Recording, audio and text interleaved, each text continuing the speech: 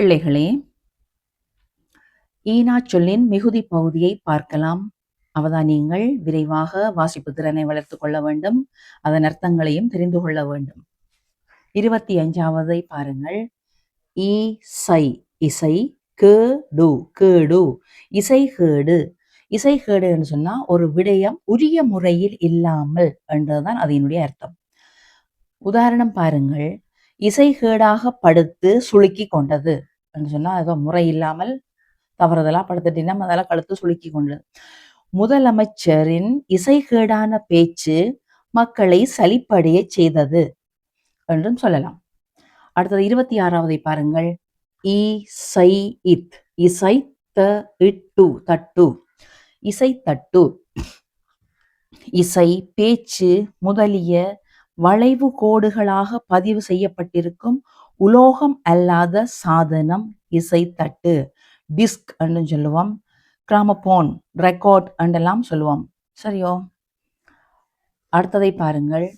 இசை இசை யமை யமை இசையமை இசையமை இசையமைக்கிறது என்று சொன்னால் திரைப்படங்கள், நாடகங்கள் முதலியவற்றுக்கு தேவையான பின்னணி இசையை உருவாக்குதல் இசையமை என்று சொல்லுவோம். பாருங்கள். இசையமை உப்பாளர் இசையமைப்பாளர் இசையமைப்பாளர் என்று சொன்னால் இசைக்கலை, திரைப்படங்கள், நாடகங்களுக்கு இசையமைப்பவர்கள் இசையமைப்பாளர்கள். இசையமைப்பாளர் விஸ்வநாதன் ராமமூர்த்தி முதல் ஏஆர் ரஹ்மான், ஜேம்ஸ் வசந்தன் வரை நல்ல இசைகளை பாடல்களுக்கு அமைத்துள்ளார்கள் என்று சொல்லலாம். அடுத்ததை பாருங்கள். இசைவாணர் இசைவாணர் இசைவாணர் என்று சொன்னாலும் இசை கலைஞன், அதுதான் இசைவாணர் என்று சொல்வோம். அடுத்தது பாருங்கள். இசைவு இசைவு இசைவு என்று சொன்னா சம்மதம். ஒரு விஷயத்துக்கு இசைவு தெரிவித்தார்கள் என்று சொன்னா ஒப்புதல் தெரிவித்தார்கள். அமெரிக்காவும் ஈரானும் எதிலும் இசைவு கொள்வதாக தெரியவில்லை. அதனால் இழக்கப்படுவது மனித உயிர்களும் பொருளாதாரமும் ஆகும் என்று. 31வது பாருங்கள். இட்டு இட்டு இட்டு கட்டு இட்டுக்கட்டு என்ன சொல்றது? இட்டுக்கட்டு என்னன்னு சொன்னால் இல்லாததை இருப்பதாகவும் நிகழாததை நிகழ்ந்ததாகவும் கற்பித்து கூறுவது இட்டு கட்டுதல் என்று சொல்லுவோம். கதை கட்டுதல், கதை வச்சு கட்டுதல் என்றும் கூறலாம். பாருங்கள். உதாரணம், புராணங்கள், இதிகாசங்கள் இட்டு கட்டப்பட்ட கட்டுக்கதைகள் தான்.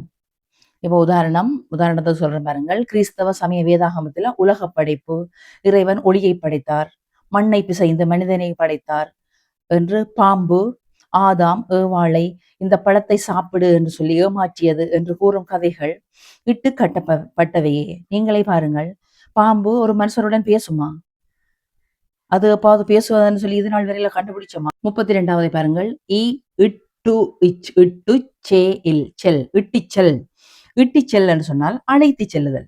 சிஐடியினர் விசாரணைக்காக 4வது மாடிக்கு இட்டு சென்றனர் என்று சொன்னால் அழைத்து சென்றனர் என்றுதான் அர்த்தம். 33வது பாருங்கள். இட்டு நீட்ட உப்பு நிரப்பு இட்டு நிரப்பு இட்டு நிரப்புன்னு சொன்னா ஈடு செய்தல். கவியரசர் கண்ணதாசனின் இடத்தை எவராலும் இட்டு நிரப்ப முடியாது. உதாரணமாகும். அதை பாருங்கள். அடுத்தது 34வது இட்லி இட்டு இட்லி தட்டு இட்லி தட்டுன்னு சொன்னா என்ன? இட்லி அவிக்க பயன்படும் குழிகளுடைய தட்டு இட்லி தட்டு. அத பாருங்க. அடுத்ததை பாருங்கள். இடக்கர டக்கல் இடக்கர டக்கல் என்று சொன்னால் என்ன? பொது விடயங்களை, இப்ப பொது இடத்தில் சில விடயங்களை பலர் முன்னிலையில் கூறுவது அழகல்ல என்றதால் சில குறிப்புகளால நாங்கள் அதை வேறு வழியில சொல்லலாம். அதைத்தான் இடக்கர டக்கல் என்று சொல்லுவோம். இப்ப உதாரணம், இப்போ ஒரு பொது மண்டபத்துல இருந்து நாங்க வெளியில போயிட்டு வரோம். எங்க போயிட்டு வரேன்னு சொல்லி கேட்டா மலசலகூடம் போய் வருகிறேன் என்று சொல்லக்கூடாது. என்னன்னு சொல்லுவோம்? பொது இடத்துல நான் கால் கழுவிட்டு வருகிறேன் என்று சொல்லலாம். இப்போ வாஷ்ரூம் போய் வருகிறேன் என்று சொல்லலாம். அப்படி. அடுத்ததை பாருங்கள். இடக்கு இடக்குன்னு சொன்னா முரண்டு, சண்டித்தனம் பண்றது, ஒழுங்காக பள்ளிக்கூடம் போக போக ஏன் இடக்கு பண்ணுகிறாய் என்று சொல்லி அம்மா பிள்ளைகளை கேட்பான். அதுதான் இடக்கு, சண்டித்தனம் பண்றது. பாருங்கள், இடது இடது இடது என்று சொன்னால் பெரும்பாலானவர்கள் எழுதுவதற்கு பயன்படுத்தாத கையுள்ள பக்கம். எழுதுவதற்கு பயன்படுத்துவதுதான் வலது பக்கம், இது இடது பக்கம்.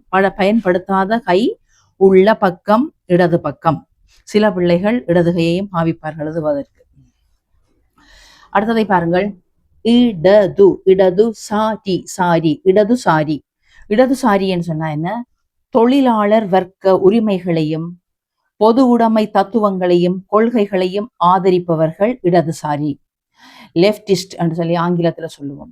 இடதுசாரி கட்சியினர் என்று சொல்லி சொல்லுவோம். எமது நாட்டில் முதலாக இடதுசாரி கட்சியிலிருந்து ஜனாதிபதியானவரே மேன்மை தங்கிய ஜனாதிபதி அனுரகுமார் திசாநாயக்கா ஆவார்.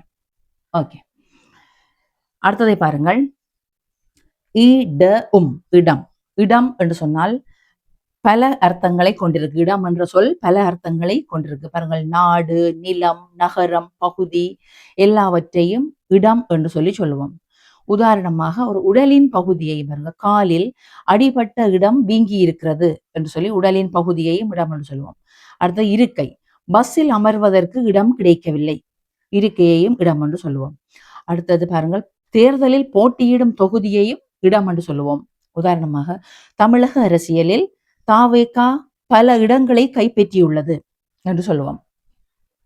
அடுத்தது திறமை, அதுவும் பளுதூக்கல் போட்டியில் ஜாழ் சிறுவன் 2ஆம் இடத்தை பெற்றான் என்று சொல்லி திறமை சம்பந்தமான விடயத்தையும் சொல்லுவோம். அடுத்தது அந்தஸ்து, பதவி அவைகளையும் சொல்லுவோம். பெண்ணுக்கு பெரிய இடத்தில் மாப்பிள்ளை தேடுகின்றார்கள் என்று சொல்லி சொல்லலாம். அப்படி பல இடங்கள் உண்டு. அடுத்ததை பாருங்கள், இடம் கொடு கொடு இடம் கொடு. இடம் கொடுக்கிறதுன்னு சொன்னால் என்ன? கண்டிப்பு காட்ட வேண்டிய நபருக்கு சுதந்திரமாக இருக்க வாய்ப்பளிக்கிறது இடம் கொடுத்தல் என்று சொல்லுவோம். உதாரணம், குட்டி நாய்க்கும் குழந்தை பிள்ளைக்கும் இடம் கொடுக்க கூடாது என்று சொல்லுவோம். அடுத்ததை பாருங்கள், இடம் பெறுதல் இடம் பெறுதல். இடம் பெறுதல் என்று சொல்லி சொன்னால் பெறுதல், பெற்றுக்கொள்ளுதல், பட்டியலில் நிகழ்ச்சியில் சேர்க்கப்படுதல் என்று சொல்லி சொல்லலாம். ஆஸ்கார் திரைப்பட விழாவில் இந்திய திரைப்படங்களும் இடம் பெற்றுள்ளன என்று சொல்லுவோம். அடுத்ததை பாருங்கள், இடம் போடுதல் இடம் போடுதல். இடம் போடுதல் என்று சொன்னால் இடம் பிடித்தல், பஸ்ஸில் இடம் பிடித்து வைத்தல், இதுகளும் இடம் போடுதல் என்று அர்த்தமாகும். ஓகே.